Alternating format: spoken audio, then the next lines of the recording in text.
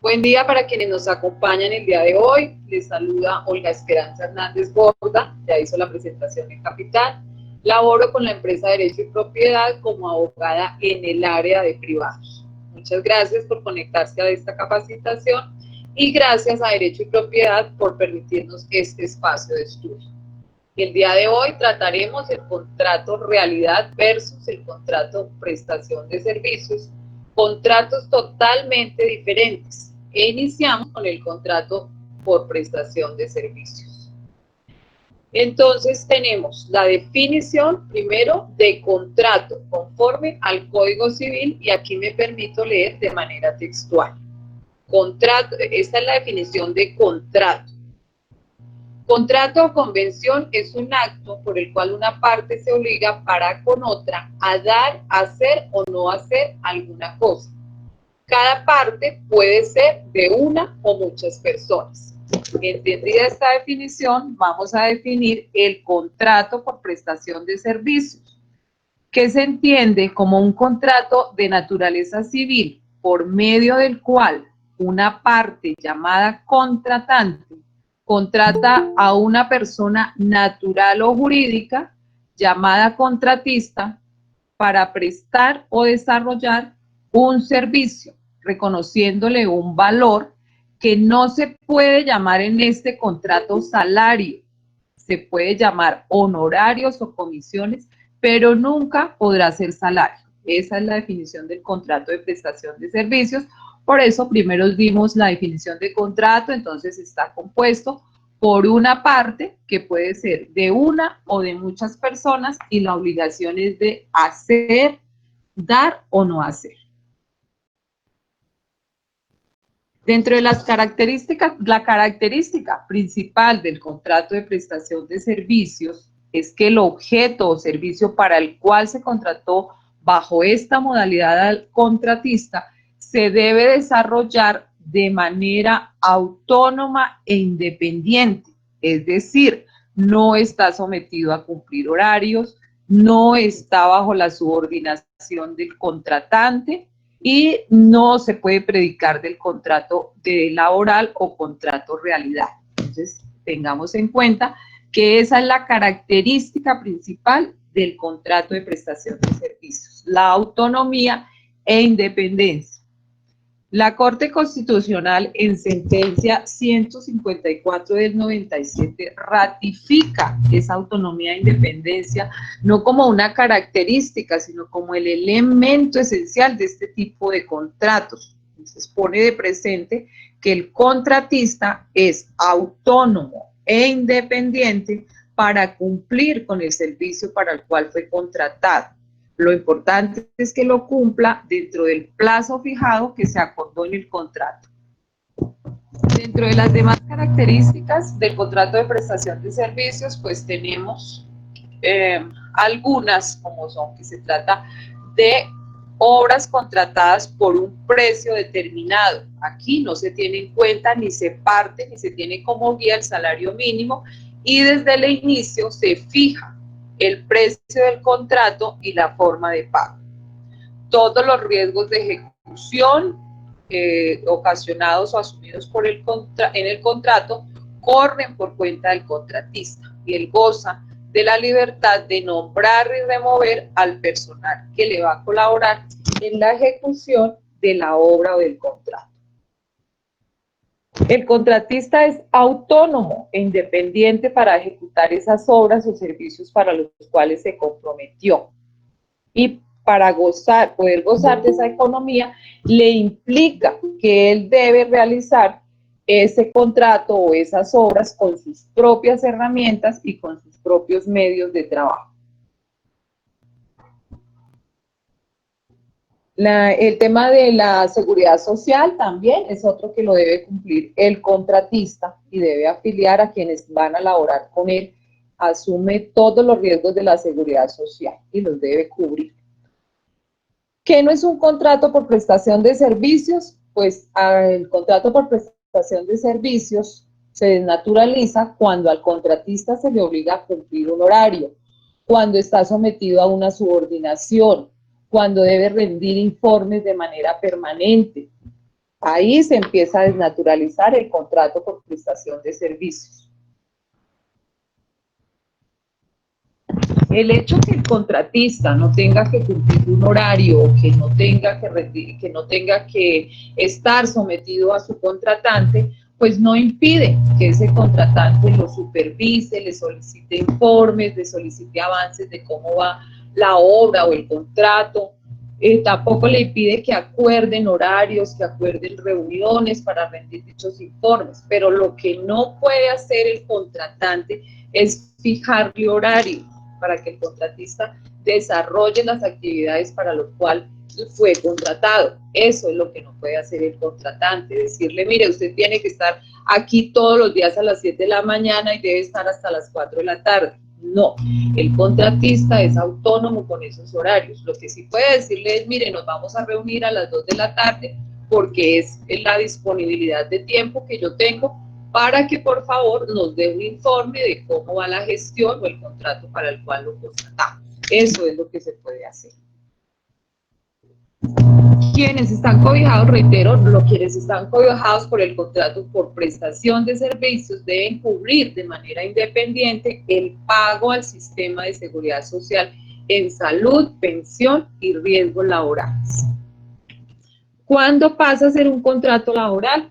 El contrato de prestación de servicios pasa a ser un contrato laboral cuando así lo declara un juez laboral o un juez administrativo debidamente comprobado y con todas las pruebas presentadas por parte del abogado. Entonces ahí es cuando el juez declara que existe realmente el contrato laboral o contrato realidad. Ejemplo, el señor Pedro trabaja en una entidad o trabaja con un empleador privado, lleva más de 5 años trabajando, le terminaron el contrato, el señor Pedro acude a Derecho y Propiedad para que se le preste el servicio de asesoría y se inicie la demanda, se le revisa, se le presenta al juez, si cumpliendo con los 3 elementos esenciales del contrato laboral, se avisora que el señor no tenía, que lo que había era un contrato disfrazado, se le presenta al juez y se le solicita que declare que ahí existió un contrato laboral y no un contrato de trabajo,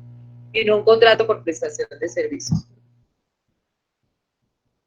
Aquí voy a hacer una aclaración. ¿Por qué se presentan tanto este tipo de demandas y por qué se conoce y los abogados en derecho y propiedad estamos prestos para colaborar, sea el contratante o sea el contratista? Entonces vamos a hacer aquí una aclaración. Entonces el contrato realidad o laboral se da porque las entidades públicas o algunos empleadores privados contratan por prestación de servicios, pero cuando se revisa la documentación o cuando se va a ver la realidad, pues se da uno cuenta que lo que que ese contratista o ese empleado, cuando se trata de empleadores privados, está cumpliendo un horario, está recibiendo órdenes, que implica que está subordinado, le hacen llamados de atención por no cumplir el horario de la entidad o de la empresa privada, le abren disciplinarios por no cumplir con las políticas de la entidad o la empresa, no tiene derecho a disponibilidad de tiempo y solo le pagan honorarios, sin derecho a ningún tipo de prestación social. Pues todas esas prestaciones y todos esos pagos se evaden con la figura del contrato por prestación de servicios. Pero cuando la persona es desvinculada o cuando le terminan el contrato y acude a Derecho y Propiedad para que le prestemos esa asesoría, entonces se le revisa, lo primero que se le revisa es que esté cumpliendo con los 3 elementos del contrato de trabajo y de ser así, se procede a demandar para que sea el juez laboral o el juez administrativo quien declare la existencia del contrato realidad o contrato de trabajo y condene a la entidad o al empleador privado al pago de todas las prestaciones sociales contempladas en la ley para ese trabajador o para ese contratista que prestó personalmente su servicio, que estuvo subordinado y que recibió una remuneración. Entonces, para evitar condenas bastante altas, recomendamos a los empleadores o a los contratantes asesorarse de un abogado en derecho y propiedad para saber qué modalidad de contrato le conviene. Si no necesita que el empleado esté las 8 horas o esté tiempo completo cumpliendo el horario, sí se puede hacer un contrato por prestación de servicios. Pero si necesita que el trabajador esté ahí las 8 horas, necesita darle órdenes, necesita estar supervisándolo, es mejor un contrato de trabajo. Antes de hablar de los 3 elementos esenciales del contrato, me permito leer de manera textual también la definición de contrato de trabajo, contemplada en el Código Sustantivo, artículo 22. Contrato de trabajo es aquel por el cual una persona natural se obliga a prestar un servicio personal a otra persona natural o jurídica bajo la continuada dependencia o subordinación de la segunda y mediante remuneración. Aquí ya encontramos la diferencia con el contrato por prestación de servicios. En el contrato por prestación de servicios, el contratante puede ser una persona natural o jurídica y el contratista también puede ser una persona natural o jurídica. En el contrato de trabajo o contrato laboral, no.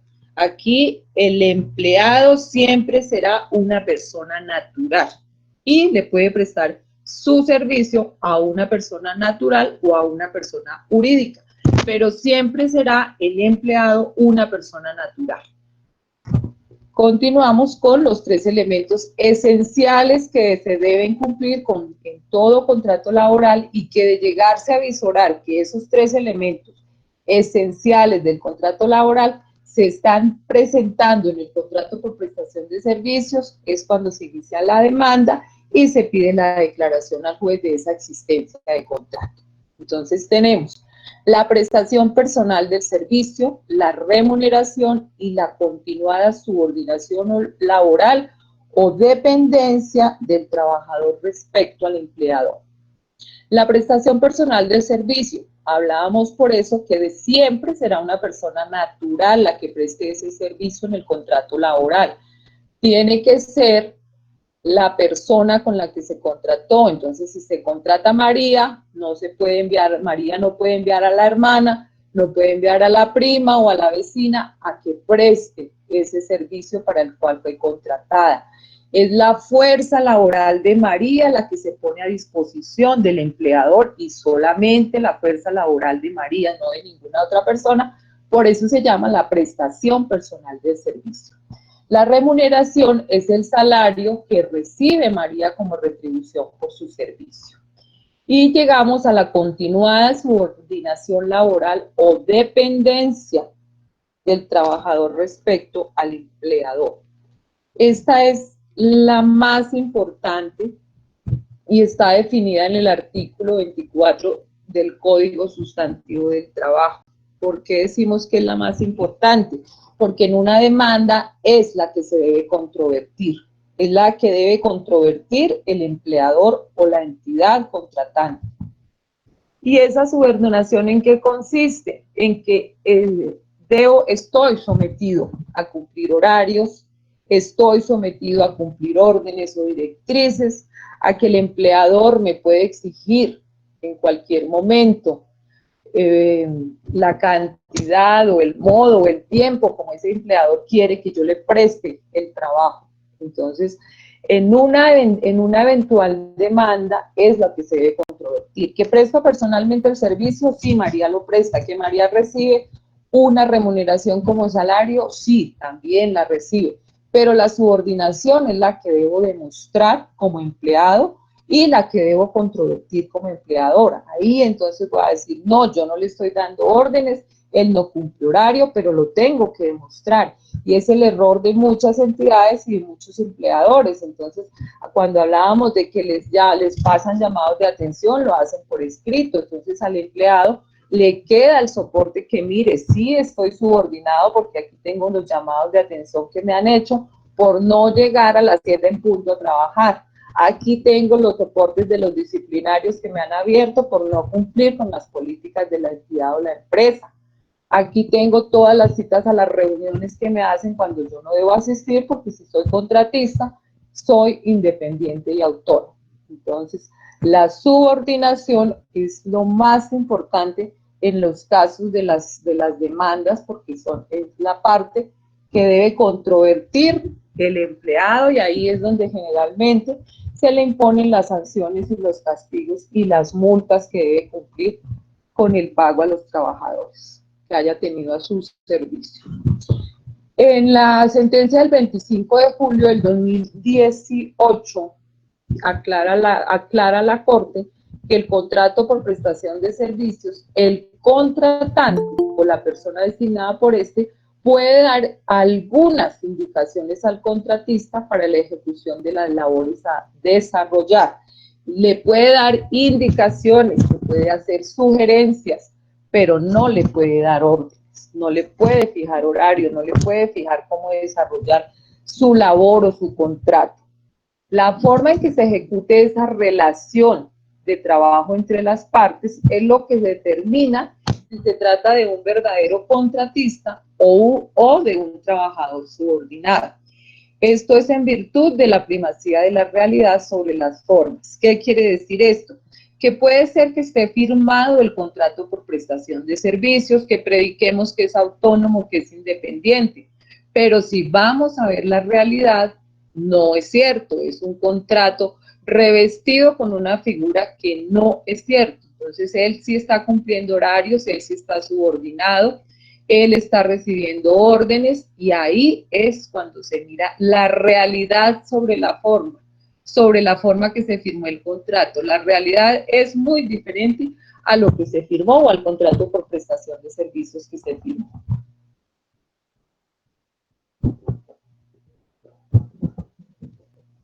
¿Cuáles son las consecuencias de la declaración del contrato de trabajo o contrato realidad? Pues al demostrarle al juez que realmente se cumplieron con los 3 elementos del contrato de trabajo, que hubo prestación personal de servicio, remuneración y subordinación, pues se condenará a la entidad o al empleador privado a cancelar todos los conceptos derivados de ese contrato, como son las prestaciones sociales y las eventuales indemnizaciones. Dentro de esas prestaciones sociales tenemos la prima de servicios, las cesantías, los intereses sobre cesantías, dotación, salud, pensión, riesgos laborales, vacaciones, indemnización por despido injustificado, indemnización moratoria por el no pago de salarios y prestaciones sociales. Todas las debe cubrir por el tiempo que se logre demostrar que existió ese contrato de prestación de servicios convertido a contrato realidad o contrato de trabajo. Entonces, excepto la prescripción que se presente. Entonces, si la persona trabajó del 2015 al 2018, del 2018 le cancelaron su contrato, la desvincularon de la entidad, presentó demanda. En cuanto fue desvinculada, se le presenta al juez la demanda con todas las pruebas, se logra demostrar que hubo los 3 elementos esenciales del contrato. El juez laboral o administrativo condenará al pago de todas estas prestaciones sociales que estamos viendo al empleador, llámese entidad o llámese empleador privado.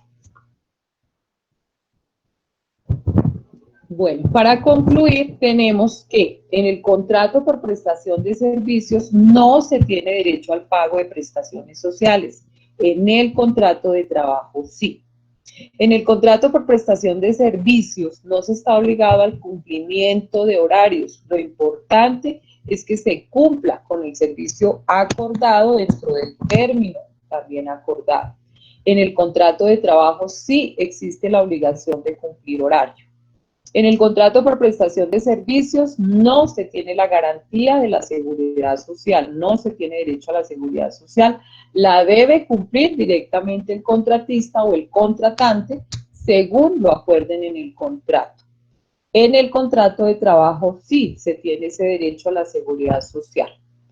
Los contratos por prestación de servicios no se renuevan de manera automática. Algunos contratos laborales, dependiendo del término pactado, sí se renuevan en forma automática. En el contrato por prestación de servicios, El contratante no es dueño de la fuerza laboral del contratista. El contratista trabaja de manera autónoma e independiente.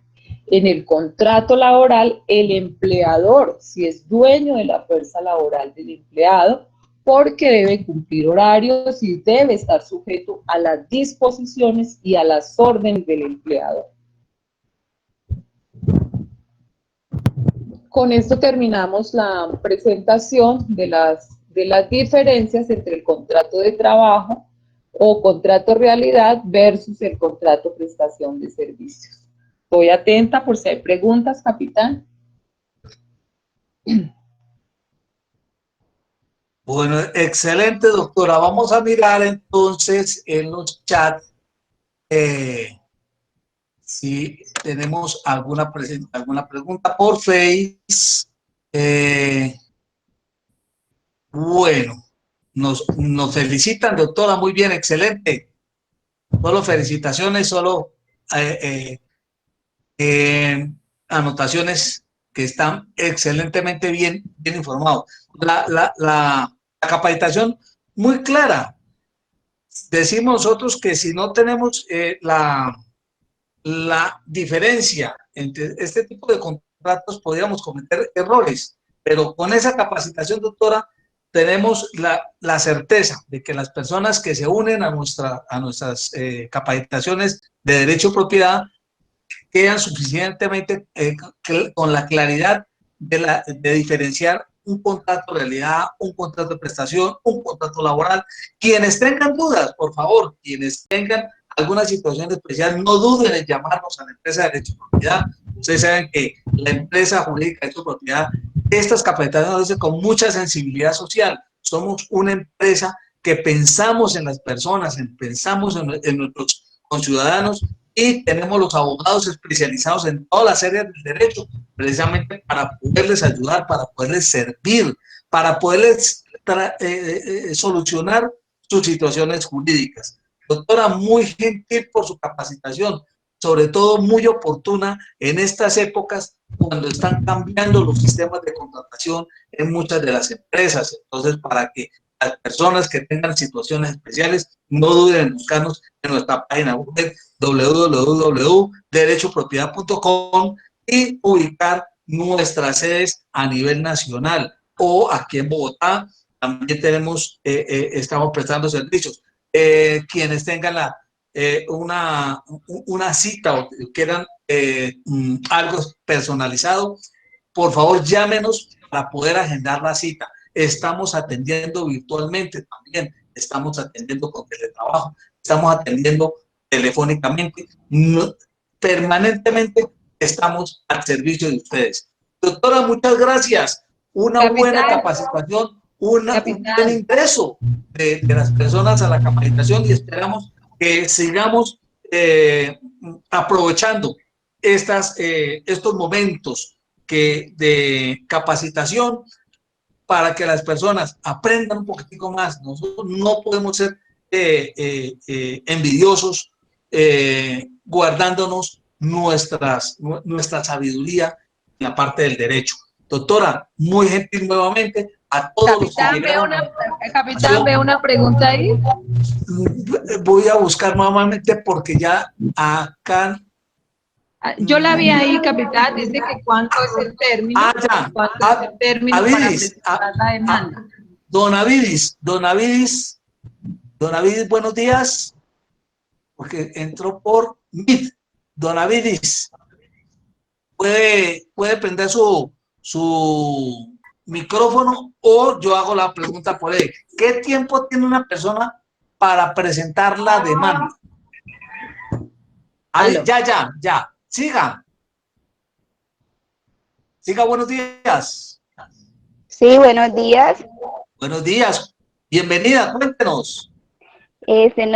Doctora, yo quería pues saber qué tiempo, o sea, cuál es el tiempo máximo que tiene de pronto una persona que ha estado trabajando por prestación de servicio, pero que a su vez, como usted lo ha dicho, ha tenido subordinación después de terminar la vinculación ¿Qué tiempo tiene para realizar la presentación de la demanda para que se determine el contrato de realidad? Aló, buen día. Bueno, el término para presentar y para que no prescriban los derechos laborales, lo dice el código, son 3 años. Entonces, si usted trabajó en el 2017, en el 2015,